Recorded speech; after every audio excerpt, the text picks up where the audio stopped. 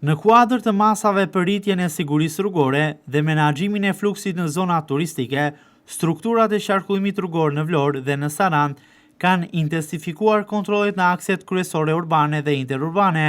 gjatë 10 ditëve të para të qershorit. Sipas informacioneve, gjatë këtyre 10 ditëve janë arrestuar dhe proceduar penalisht 16 drejtues mjetesh dhe janë vendosur mbi 1600 masa administrative për shkelje të ndryshme të kodit rrugor. Kontrollet janë përqendruar në parandalimin e shkeljeve që përbëjnë rrezik për jetën e përdoruesve të rrugës, si dhe në garantimin e një ambienti të sigurt për qytetarët dhe vizitorët që frekuentojnë Bregdetin. Si rezultat i kontrolleve, u arrestuan apo u proceduan gjithsej 16 drejtues mjetesh për shkelje të ndryshme të kodit rrugor. Gjithashtu, janë vendosur 1683 masa administrative për shkelje të tilla si tejkalimi i shpejtësisë, parakalime të gabuara, mosvënia e ripit të sigurimit, përdorimi i celularit gjatë drejtimit të automjetit, mosvendosja e kaskës mbrojtëse nga drejtuesit e motomjeteve, drejtimi i mjetit nën efektin e alkoolit,